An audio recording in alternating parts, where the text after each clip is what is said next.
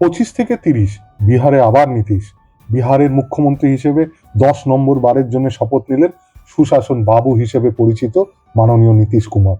সম্ভবত ভারতে সব থেকে বেশি বারের জন্য মুখ্যমন্ত্রী হিসেবে শপথ নিলেন শ্রী নীতিশ কুমার।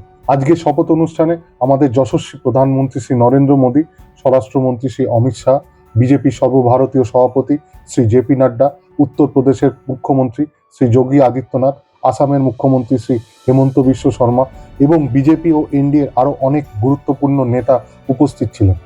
আজকে এই শপথ গ্রহণ অনুষ্ঠান দেখে আমার তাদের কথা মনে পড়ছিল যারা জোর গলায় বলেছিল যে বিহারে আর যে কেউ মুখ্যমন্ত্রী হোক, কিন্তু নীতিশ বাবু আর মুখ্যমন্ত্রী হবেন না। বিহারের নির্বাচনে এই জঘন্য হার ইন্ডিজোট এবং বিজেপি বিরোধী রাজনৈতিক দলগুলো মেনে নিতে পারছে না। বিহারের জনগণ যে তাদেরকে ধূলিসাৎ করে দিয়েছে, তাদের একটা কথাও বিশ্বাস করেনি, সেটা তারা হজম করতে পারছে না। মাননীয় লালু প্রসাদ যাদবের সুপুত্র শ্রী তেজস্বী যাদব কোনো মতে বিরোধী দলনেতার তকমাটা নিতে পেরেছে, আর দুটো আসন কম পেলে সেটাও পেত না। কংগ্রেস যে শেষ কবে বিহারে এককভাবে সংখ্যাগরিষ্ঠতা পেয়েছিল সেটা জানতে গেলে হয়তো লাইব্রেরিতে ছুটতে হবে। এবার যে কটা আসন পেয়েছে সে কজন বিধায়ক একটা অটো করে বিধানসভা পৌঁছে যেতে পারবে। দর্শক বন্ধুরা, নির্বাচনের পর যখন জনতার রায় আসে, একটা প্রতিফলন হয় জনতার মনের, সেটা মেনে নেওয়া উচিত সব সময়ের জন্য। সেই রায় আমার পক্ষে এলে আমি হাসতে হাসতে মেনে নেব, আর সেই রায় আমার বিপক্ষে এলে সেই রায়ের খুঁত ধরবো, সেই রায়ের সমালোচনা করব, সেরমটা চলে না। পরাজয়টাকেও খুব সদয়ভাবে গ্রেসফুলি মেনে নেওয়া উচিত। বিহারের নির্বাচনের ফলাফলের পর তেজস্বী বলেছেন যে ইভিএম এ নাকি 25,000 করে বিজেপির পক্ষে ভোট আগে থেকেই সংরক্ষিত ছিল।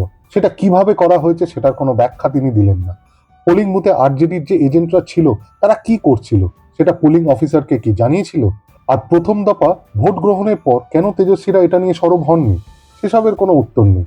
ভোট কুশলী বলছেন রাষ্ট্রীয় লোক মোর্চা, এনডিএ শরিক দল, এই রাষ্ট্রীয় লোক মোর্চা যে কটা আসনে জিতেছে সেখানকার ভোটাররা নাকি রাষ্ট্রীয় লোক মোর্চার নির্বাচনী চিহ্নই চেনে না।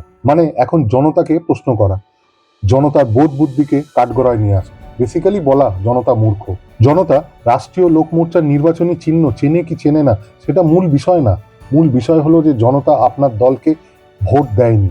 সম্ভবত 25টা আসনে আপনার দল নোটার থেকেও কম ভোট পেয়েছে, এটাই বাস্তব, কঠিন বাস্তব।